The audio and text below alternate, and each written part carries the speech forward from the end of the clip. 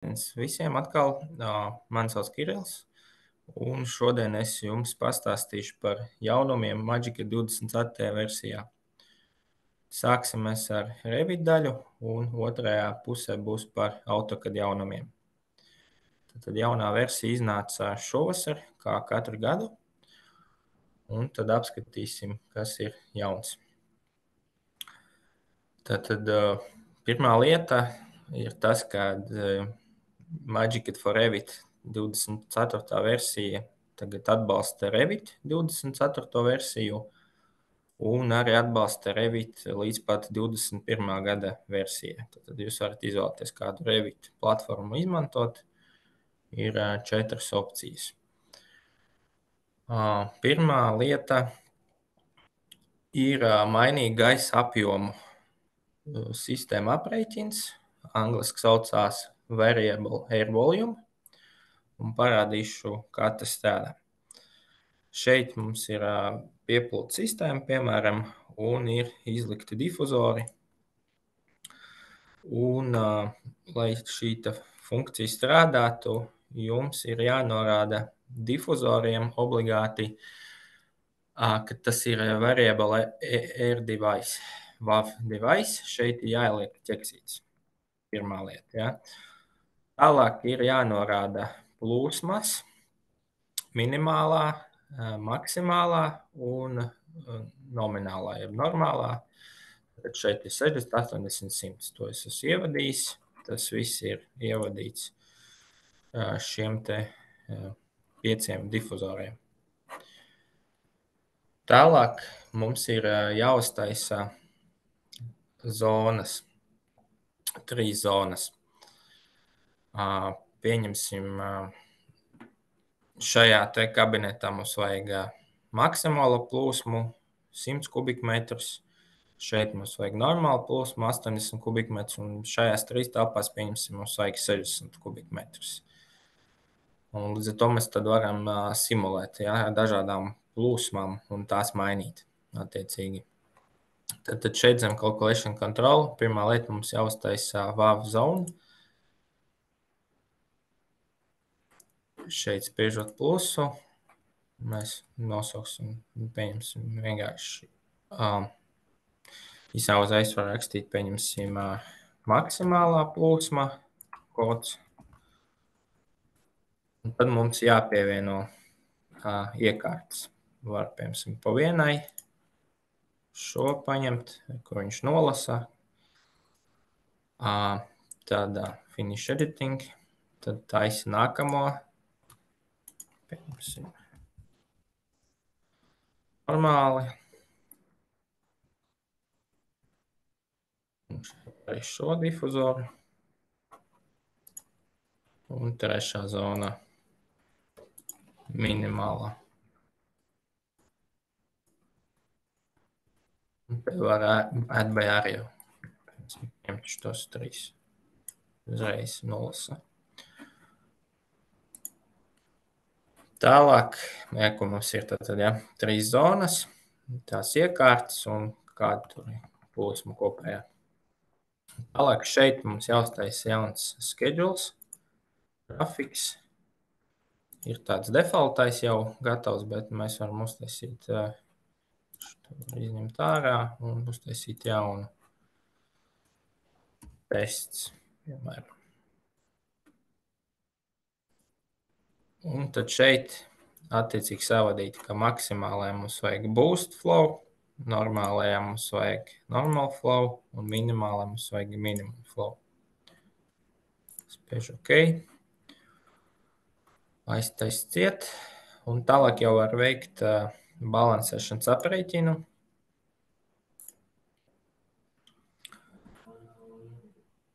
Un šeit, principā, viss kā parasti, nekas nav baigi jāmaina. Tad ņem sistēmu. Šeit ir aprēķins.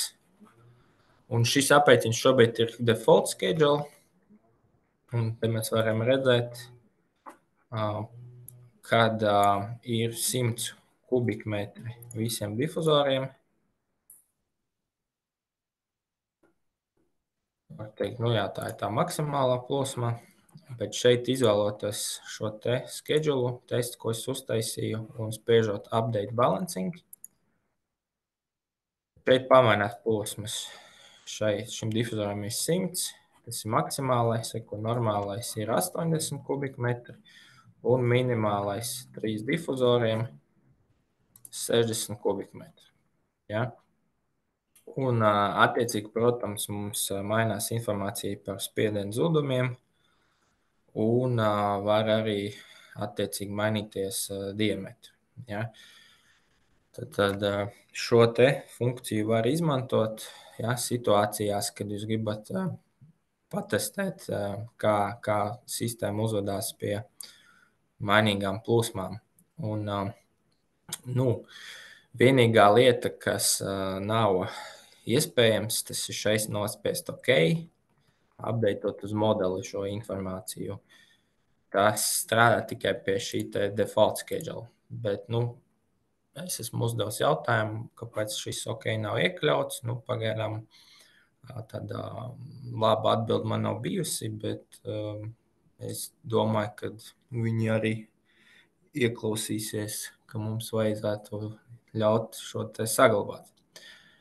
Savādāk tas vairāk strādā kā tāds paskatīties, bet mēs nevaram updateot modeli. Ja.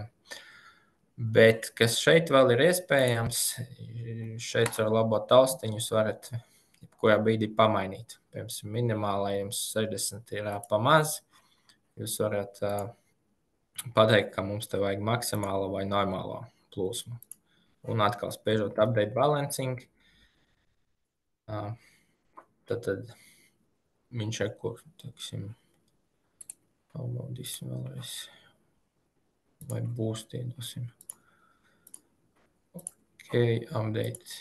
Jā, tad tagad ir 100. Jā, un uzreiz spiediena kritumi ir citi. Tāda funkcija tad ir jauna.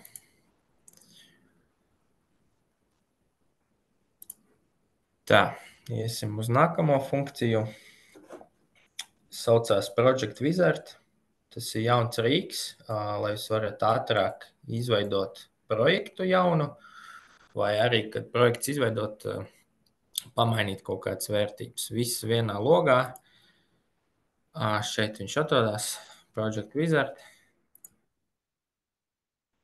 Un šeit ir apkopoti visi iestatījumi, kas vairāk pirms tam bija caur vairākiem logiem. Tad šeit jūs varat izvēlēties datasetu, kad taisat jaunu projektu, vai rediģēt viņu. Šeit var aiziet uzreiz uz Magicad iestatījumiem, šiem labi zināmajiem, kur var visu pamainīt pa projektu, arī mērvienības, parametrus. Tad šeit tālāk ir projekta iestatījumi, tie ir Revit iestatījumi, kurus varat par projektu aizpildīt informāciju. Šeit var iestatīt projekta koordinātas vai caur acquire viņas nolasīt no esoša projekta. Šeit var aiziet uz linkiem. Šeit mums ir arhitektūra ielinkota. Tālāk ir scope boxi, kurus var veidot jaunus vai kopēt no linka, no arhitektūras modeļa. Tālāk ir līmeņi. Šeit ir redzami 5 līmeņi, kas bija arhitektūras projektā. Un, ja šeit ir ielikts ķeksīts, tad Magicad automātiski jau uztaisa jums līmeņus. Līdz ar to vairs nav jāiet tas ceļš kā pirms tam, caur kopiju monitoru un jākopē līmeņi savā projektā. Tagad tas viegli izdarāms šeit. Tad ir, protams, arī iespēja kreēt jaunas līmeņus. Tas ir pilnīgi jaunas līmeņus. Tad ir asis, grids.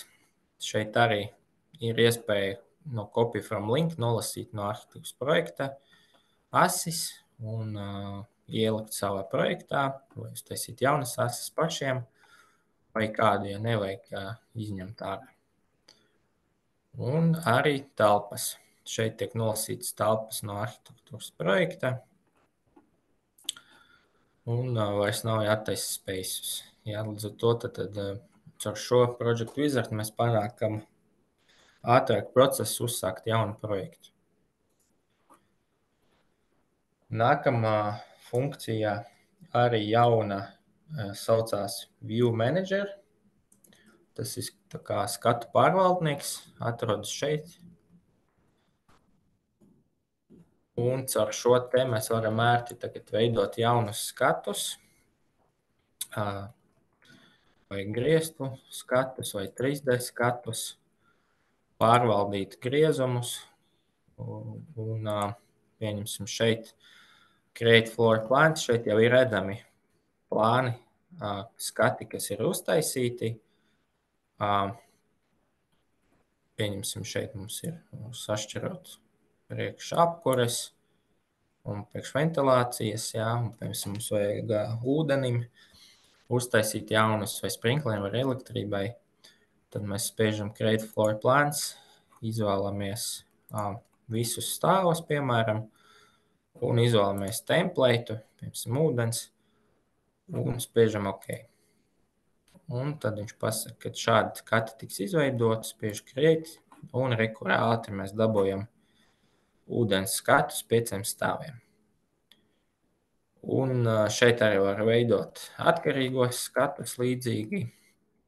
Var arī pievienot kādu no parametriem priekš skatiem. Piemēram, šeit ir tādi, bet jūs varat pievienot, piemēram, skatam mērogu. Un šeit būs tad, jā, tad jūs varat viegli pārskatīt, ka mums visi skati ir 1:50, piemēram, jā. Un tad ar Find Replace var arī mainīt kaut kādus parametrus, pieņemsim nosaukumus. Ja nosaukumā ir kaut kāds vārds, tad var nomainīt uz citu. Tāda veidā arī ērti un ātri var visiem skatiem nomainīt nosaukumus šos. Un šeit arī var redzēt, pieņemsim uz sheet name un number, ja kaut kāds skats jau ir uzlikts uz lapas, piemēram, šeit ventilācijas pirmā stāva plāns, tad šeit tas arī parādās. Tad tāds labs skatu pārlūks. Jauns.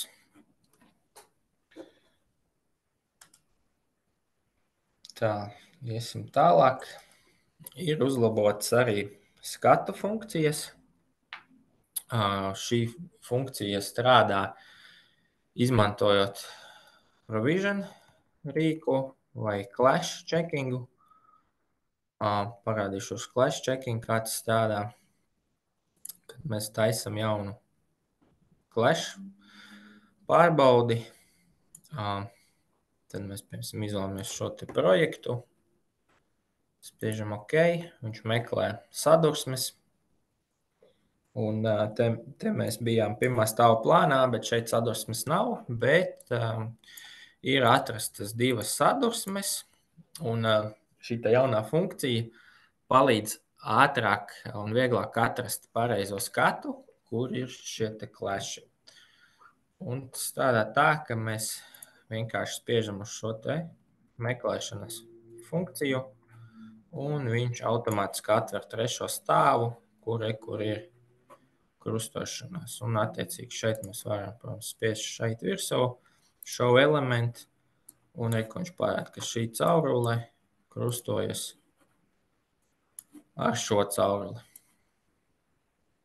Nu, un tas pats šeit, jā, otrs klašs.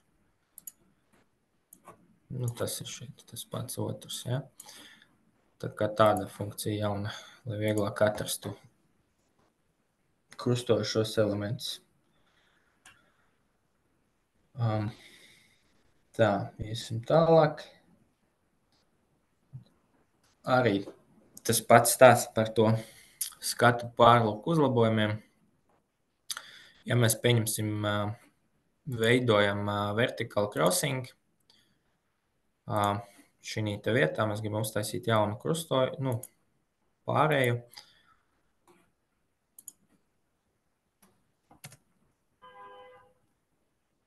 Virs šī gaisavada, tad šeit uzlabojums ir tāds, ka šajā logā automātiski un labāk atjaunojas skats.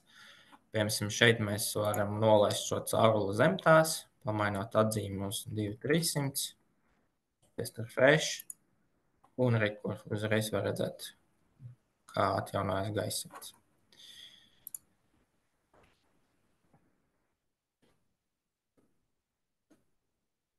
Tad mums ir jauna iespēja kopēt un importēt un eksportēt nacionālās klasifikācijas kodus.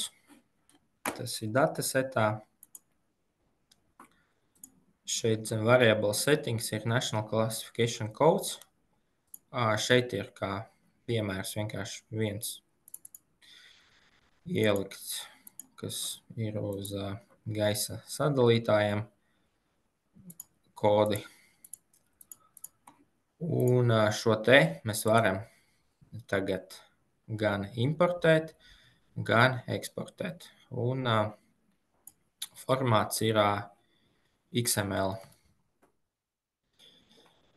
Bet jā, būs jāuzgaida, kamēr tiks arī iedoti klasifikācijas kodi, kas, teiksim, mums Latvijā derētu, vai kāds no starptautiskiem. Pagaidām šeit ir, principā, nav vēl viņi gatavi, bet funkcionalitāte ir izveidota.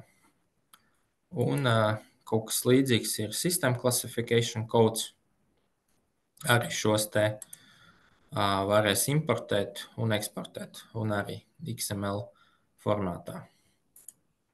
Bet pagaidām demo failos mums nekas nav, bet arī es esmu lūdzis, lai tiek izveidots klasifikācijas kods, un kā pirmo minēju, lai tiek izveidots Uniclass, jo šo Latvijā visbiežāk lieto.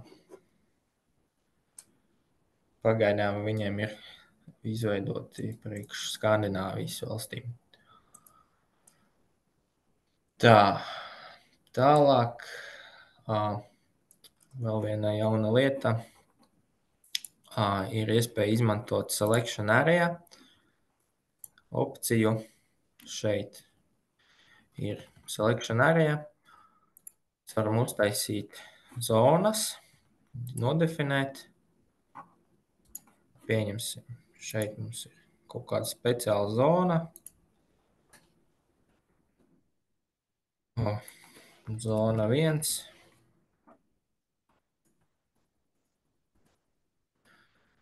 Vai pirmā kārta, pieņemsim, ja projekts jādala pa kārtām, vai kā savādāk to visu var izmantot. Un šeit var izmantot iespēju, cik augsta tā zona, vai viņi iet, piemēram, caur visiem stāviem. Tā ir iespēja, kā šeit no pagraba līdz 3. stāvam, vai tikai no 1. līdz 2. stāvam. Šo jūs varat izmantot kā vēlties, plus vēl offsets var pielikt klāt. Un šeit skatīties, vai viņš skatās elements, kas ir pilnībā zonā, vai kaut vai daļēji. Nospiest Save. Šis te Selection Area, viņš, ja kas, ir kā masa. Un tad tālāk, ko mēs varam panākt, tad to mēs varam šeit nospiest Update Parameters, paņemt Selection Area, nospiest OK, lai tad atjauno informāciju par to Selection Area. Un tālāk jau paskatīties difuzoriem. Šeit tagad rekur ir paramets MC Selection Area zona 1. Tātad šie 3 difuzori atrodas zonā 1. Nu, pēc tam attiecīgi var filtrēt, taisot specifikācijas. Piemēram, es gribu difuzoru tikai no 1. zonas, vai kā savādāk šo te lietu izmantot.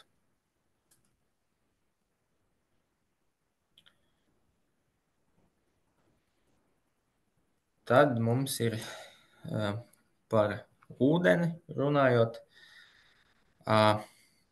opcija izmantot reālus ūdens pieslēguma punktus. Pieņemsim, ja mēs ieliekam šādu te jaunu komponentu, viņš atspoguļos 3D modelī reālus pievienojuma punktus, cik viņi tuvu ir dabā, tā arī viņš viņus atspoguļos. Pieņemsim šeit, kas būtu jāizdara priekš tā elementam, jāieliek ķeksīts šeit pie Use Real Connection Points un jāpiešķir simboli. Un tad viņu var ielikt projektā. Un tad apskatīties 3D skatā. Šādi viņš izskatās 3D modelī, tad jums būs augstā detalizācijas pakāpe.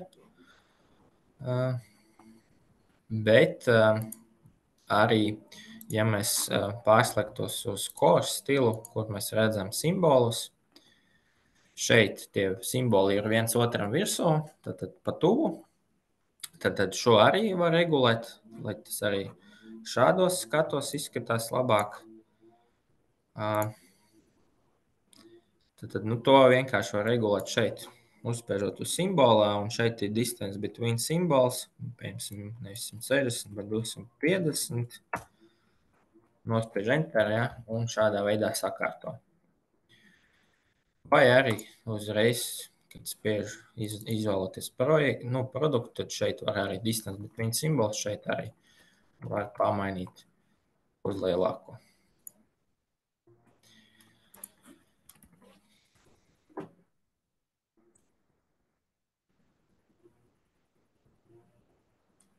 Tālāk runa ir par kanalizāciju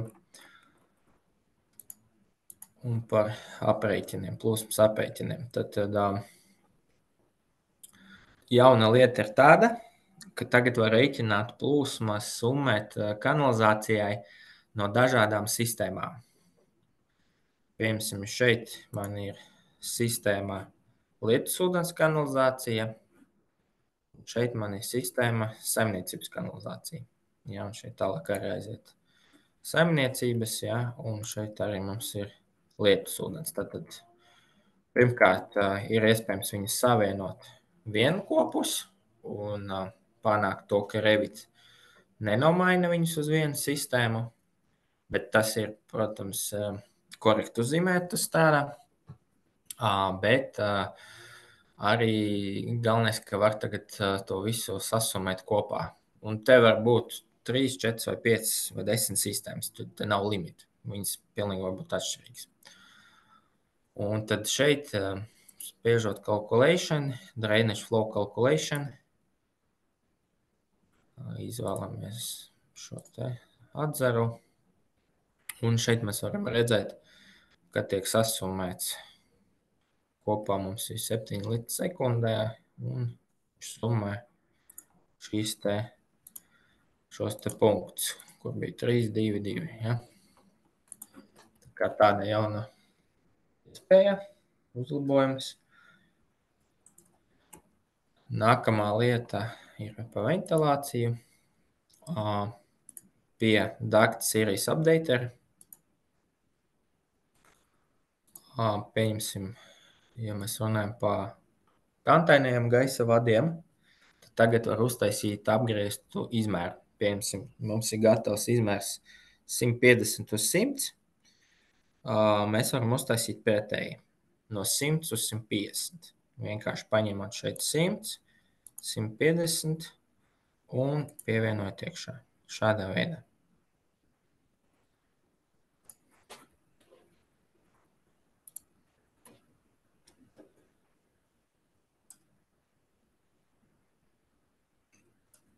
Tad mums ir jauna iespēja kopēt atzarus starp stāviem. Copy branch, komanda, ko izmanto uz AutoCAD daudzus gadus. Tagad šis te arī iespējams Revit platformā. Vienkārši izvēlās sākuma punktu, piemēram, šeit atzaram. Un šeit spiež šo te podziņu, select levels. Un, piemēram, es gribu uz otro stāvu nokopēt šo atzaru. Un tad attaisu otro stāvu. Un re, kur man ir nokopēts vesels atzars. Nu, protams, tas ietaupa diezgan daudz laika. Šī funkcija. Ir, protams, arī citi jaunumi uz Revit, gan sprinkleriem daži jaunumi, gan arī elektrībai. Bet šodien mēs tos neapskatīsim, bet ķersimies tālāk AutoCAD platformai. Un, kas mums ir jauns AutoCAD-ā, arī atbalsta 24. AutoCAD versiju, tāpat arī līdz 21. AutoCAD-am. Un neaizmirstam, ka atbalsta arī AutoCAD Architecture, AutoCAD Map un arī Civil 3D. Tā kā dažāds AutoCAD paveidus. Un pirmā lieta, ko rādīšu, ir tāda pati kā uz Revitā. Variable air volume, tad mainīgs gaisa apjoms, daudzuma aprēķins.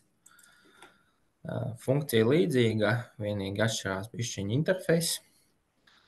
Tad šeit man ir 6 telpas, arī ir minimālo plūsmu, normālo un maksimālo. Tad šeit mums tas pats ir difuzoriem. Jānorāda, ka tie ir WAV device, jāieliek ķeksīts, tikai tad šī lieta strādā. Un attiecīgi, redzēt, jūs ieliekat, ja nav ķeksīts, tad jums vienkārši ir viena plūsma 40 līdz sekundē. Ja? Bet jūs ieliekat šeit ķeksīti, tad šeit parādās jau minimālā, normālā un maksimālā. Līdz ar to šeit tad jūs varat ievadīt, ka te ir 20, te ir 40, piemēram, te ir 60 līdz sekundē. Spiež OK. Līdzīgi man ir savadīts visiem 6 difuzoriem. Un tālāk ejam šeit uz aprēķinu zonu. Mums ir jāuztaisa WAV zona. Un šeit es jau biju uztaisījis. Tad principā, tas ir ļoti vienkārši. Parādīšu vēlreiz, kā to var izdarīt. Tad šeit spiež add. Kodu iedot minimālā. Un spiež OK. Un tad tālāk šeit spiež add objects. Paņem šos te divus difuzorus.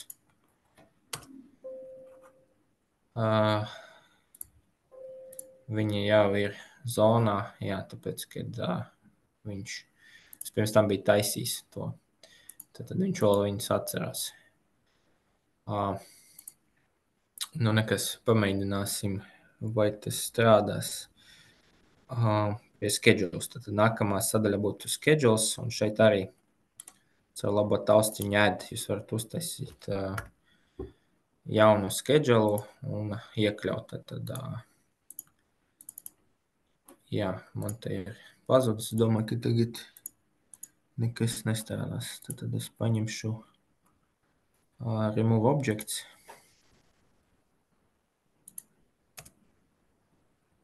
Pamēģināšu vēlreiz.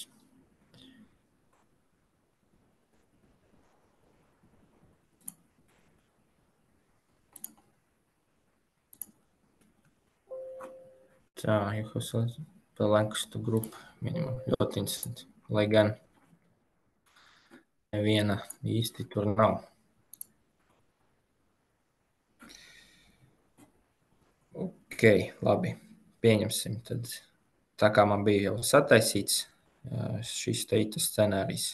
Šeit ir katrā zonā pa 2 iekārtām. Un mums ir uztaisījis schedule. Un tur pievieno šīs 3 zonas un norāda katrai attiecīgu plūsmu. Spiež OK. Un tad jau var veikt aprēķins, pats balansēšanas aprēķins.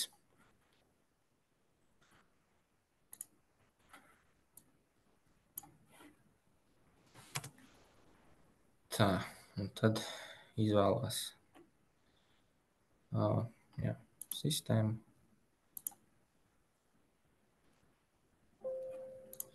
Tā, tūlīt uztaisīsim vēlreiz. Nevis atdzeru, bet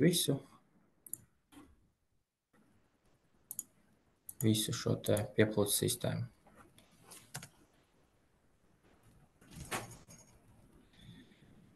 Tad šeit mums ir atskaite un varam paskatīties. Tā, mums ir pirmajā stāvā šī te rekuritās zonas, minimālās. Te var redzēt. Bet šis ir default schedule, ja? Viņš skatās, viņš visiem liek to defaulto 60 līdz sekundē, kas bija. Bet, ja jūs gribat tad simulēt to variantu, tad jūs ņemat šo te schedule 1, spiežat update balancing, un tagad minimālā ir 20 līdz sekundē, normālā 40, ja, un maksimālā 60. Un tas pats stāsts, ka jūs varat savu labo taustiņu pamainīt jebkurā brīdī uz citu plūsmu. Un tad attiecīgi vēlreiz veikt pārreķinu. Tas pats, kas Revitā, diemžēl, nav opcija OK aktīvi. Kā jau es teicu, es neesmu saņēmis vēl atbildi, kāpēc tas nav aktīvs, bet viņi ir izdomājuši, ka pagaidām mums to laikam nevajag. OK. Tīri paskatīties un tā. Bet es domāju, ka tas OK arī būs ar laiku aktīvs.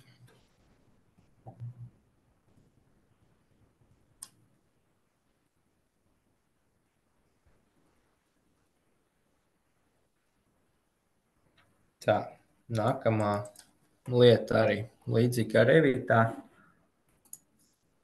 par klasifikācijām. Tad zem variable settings ir nacionālie kodi un sistēma klasifikācijas kodi. Atkal tas pats stāsts, ka viņi mums neko vēl nav iedevuši demo failos, bet es esmu lūdzis, lai tas tiek izdarīts, lai mēs varam kaut ko jau sākt kodificēt. Bet stāsts ir tas pats, ka mēs varēsim gan eksportēt, gan eksportēt caur XML formātu šos te kodus, un pēc tam tos kodus varēs piešķirt sistēmām un komponentiem šeit, System Classification Type.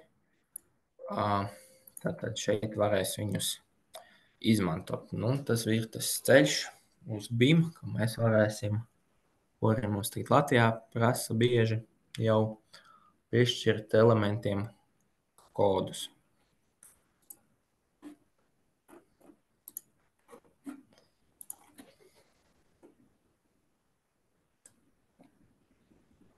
Tad nākamā funkcija ir iespēja atjaunināt informāciju par jau projektā ieliktajām iekārtām.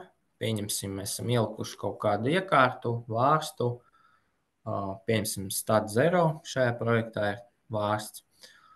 Un caur šo te funkciju search products. Laika gaitā, pieņemsim, ražotājs ir pamainījis kaut kādu tehnisko informāciju par šo komponentu, bet mums jau viņš ielikts pirms gada vai 2, un tad mēs varam pameklēt, vai mums nav kaut kas jauns. Informācijas parādījies. Šeit mums ir tas stat 0 vārsts, un redziet, ja parādās podziņā update, tas nozīmē, ka kaut kas ir mainījies šim te iekārtai. Un tad, bet šitiem, piemēram, mēs redzam, teiksim, nav. Viss OK, tur informācija ir, kā bija. Tad spiežot update, viņš nolasīs šo informāciju un ieliks jūsu projektā.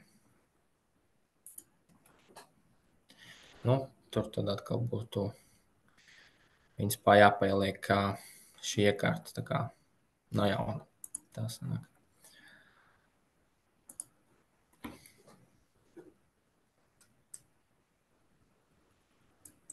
Tad mums ir vēl jauna opcija taisīt tā saucamos labels, jeb apzīmējums. Šeit arī zem variables sets ir kategorija labels.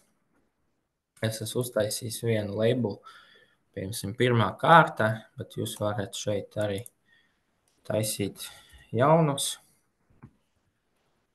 labelus, apzīmēt iekārtas pēc kaut kāda tipa, papildus, teiksim, informācijas, vai tā ir kāda kārta, vai tie kaut kādi speciāli elementi, kaut kādas zonas, vai kā savādāk to darīt. Un pēc tam ar šo informāciju strādāt.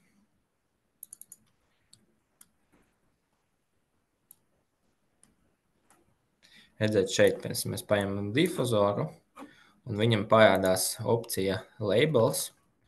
Mēs varēsim tagad izvēlēties no izveidotās sēkas. Piemēram, šis difuzors ir pirmajā kārtā jāinstalē, un varbūt kāds no šiem pieņemsim otrajā kārtā. Vai viņi, piemēram, vēlāk atvedīs uz objektu vai kā savādāk.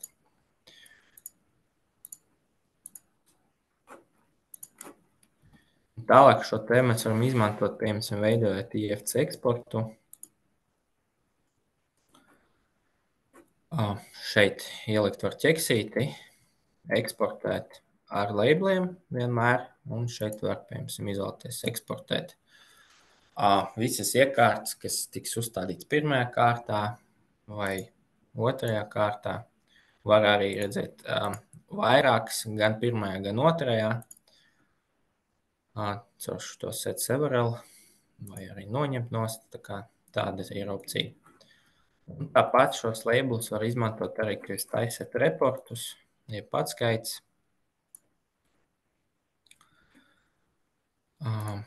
Pieņemsim, šeit var nofiltrēt pēc īpašībām, pielikt īpašību labels, un pieņemsim, mums vajag visas, piemēram, no pirmās kārtas. Uztaisīt specifikāciju, piemēram, ventilācija, ja, pirmās kārtas elementus. Un kur ir, piemēram, mums ir viens šāds difuzors un 3 tādi, kas tiks uzstādīti pirmajā kārtā. Tā kā tāda papildus opcija filtrēt objektus.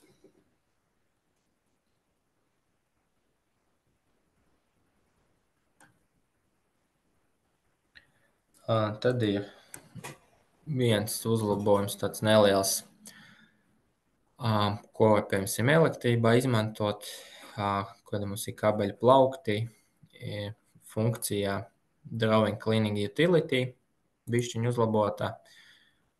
Šeit ir vairāki šie te cleaning tasks ielikti.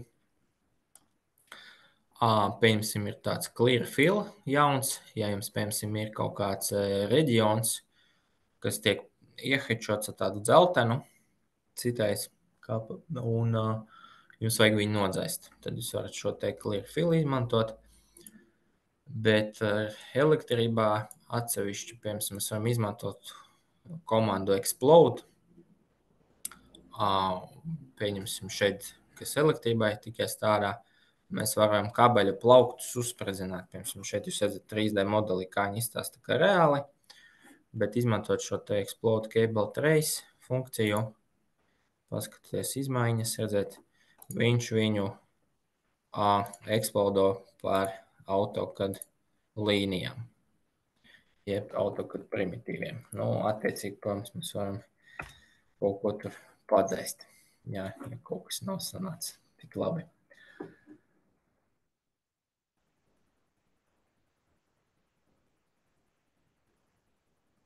Un tad vēl ir pēdējā lieta, ko es parādīšu šodien, ir tāda diezgan vienkārša, ka mēs varam pār properties logi par komponentiem satur vairāk informācijas. Un tā visa informācija vienā logā, piemēram, nospiežot dubultklikšķi uz iekārtas.